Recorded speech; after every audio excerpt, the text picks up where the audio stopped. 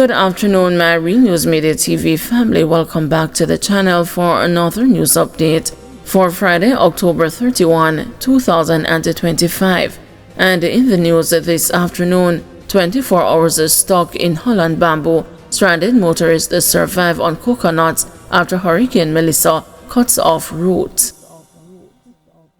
Dozens of motorists and emergency responders were stranded for more than 24 hours along the Holland Bamboo Main Road in St. Elizabeth since Wednesday, surviving on fallen coconuts after Hurricane Melissa devastated the popular stretch, cutting off access to the west. A 2-mile backup of traffic, including several ambulances and the Army escort vehicle and heavy-duty trucks, stretched toward the middle quarters as volunteers armed with chainsaws and machetes struggled to clear the towering bamboo debris scattered across the roadway on Thursday. "We've just been having coconut water and coconut, that's all. 1 and 2 people may volunteer and give you a water, or they may find a snack, but otherwise, you're practically on your own," Natalie Taylor told the news on Thursday. "This is Holland Bamboo. There's no shop, no restaurant. Nobody now drive around and feed you. So we drink coconut water till we're tired and confused," she added. Taylor, who had been traveling home to middle quarters from her workplace in Junction after the passage of the Category 5 storm, said that the experience was mentally and physically draining. She admitted that she was terrified for her family's safety, unsure whether her home had survived the hurricane. With cell phone service down across much of St. Elizabeth, she had no way to contact them. Bewildered and so close to home, she said she could not turn back. "We don't have no signal, can't send out text, no WhatsApp, nothing. Stuck in bamboo. It makes no sense to turn back because I'm almost at middle quarters," she said. "I'm a mess in my head. It's shuffled like how you see Holland bamboo now. My thoughts, everything jumbled. I don't know if my house is safe. I don't know if my kids are okay. I'm confused and worried. I want to go home," the woman said. Taylor sat with 3 men under a concrete shed, their vehicles parked nearby with engines off. Around them, the ground was littered with coconut shells, food wrappers, and splintered bamboo, the smell of which punctuated the air. One of the men, a visitor from Canada, had been on his way from Kingston to check on his brother's family in Westmoreland. He said he joined the volunteers clearing the road as far back as Santa Cruz and Lacovia, where down the power lines, fallen trees, and waist-high mud made travel nearly impossible. "My brother asked me to check on them. He's very worried about them, and he's not hearing from them. So he asked me to check on them, so I have to get to Westmoreland. I'm not leaving here until I get to them," he explained, requesting anonymity because he had overstayed his time abroad.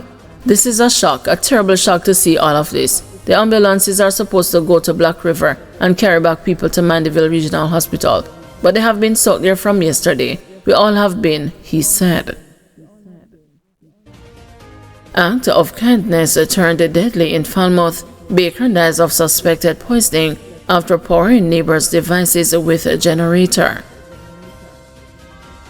A Trelawney Baker's act of kindness ended in tragedy on Thursday when he died from suspected carbon monoxide poisoning after using his generator to help residents charge their phones and electronic devices in the aftermath of Hurricane Melissa. His friend, who was also inside the building, remains in serious condition.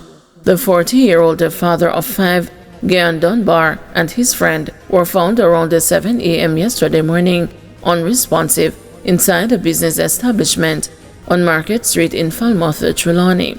Residents in the area theorized that he was killed by fumes from the generator, which had been operating in the building where both men had been staying since the hurricane.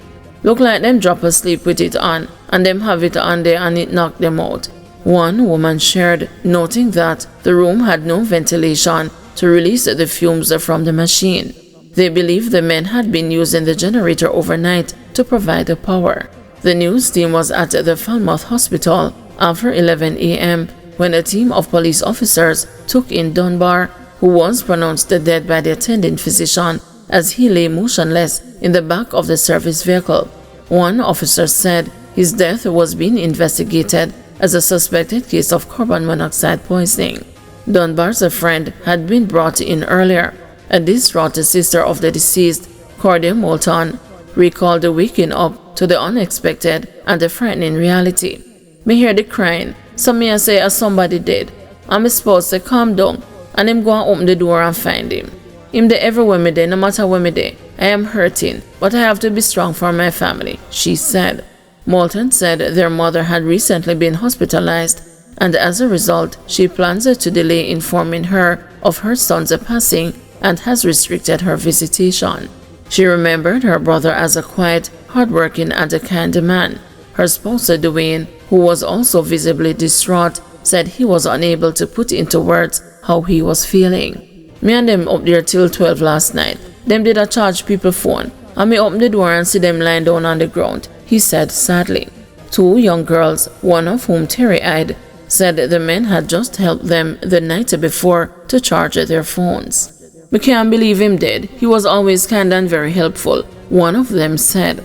An elderly lady who was seated outside the building where tragedy struck said the community was in mourning.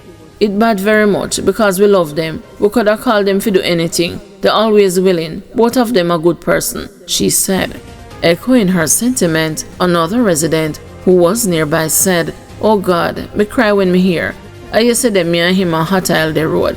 Another woman, Anne, who was passing by, said, "I yesterday we say we lose so much, but at least we no lose no life, and now this go happen."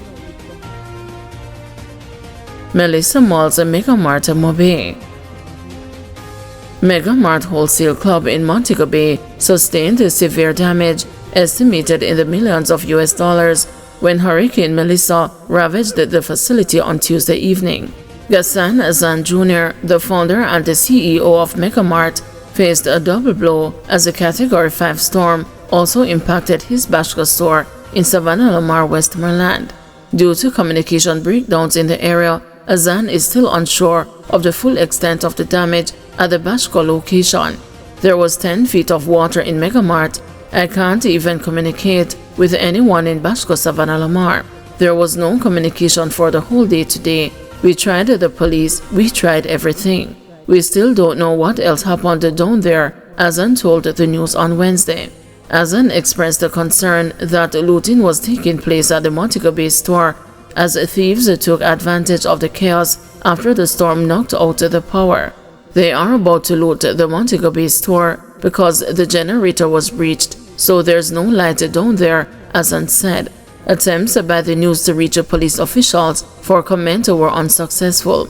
Mega Mart's Montego Bay location is one of 4 branches across Jamaica, offering a wide variety of goods including grocery, bakery, haberdashery, clothing, electronics, liquor, food court, and pharmaceuticals, all under one roof. Hurricane Melissa devastated the western side of the island, including St. Elizabeth, traditionally known as Jamaica's breadbasket. Azan raised a concern over a potential food security crisis in western Jamaica. Food supply is going to be a very serious issue in the next few weeks. I think the Prime Minister needs to immediately make announcements about how he plans to allow food to come in because there is no local production. The entire breadbasket has been wiped out, Azan said. Looking ahead, the businessman said his interest in Western Jamaica has been set back possibly by a year because of the monstrous hurricane. As it is, it's going to take a year to get back in business with all the equipment covered in water and all that, he said, although noting that his businesses were insured. Asked about the value of the damage to his business, Azan said it ran into millions of US dollars. Azan also noted that the future of Montego Bay looks uncertain with a long recovery ahead. Montego Bay will take a while to recover, he stated. Meanwhile, Catherine Kennedy, general manager of Hilo Food Stores, said all its stores in the corporate area would reopen by Thursday, but offered no comment on those in Montego Bay and Negril, which are in the hardest hit areas. Guys, thank you for watching. See you this evening at 6 p.m. for another news update.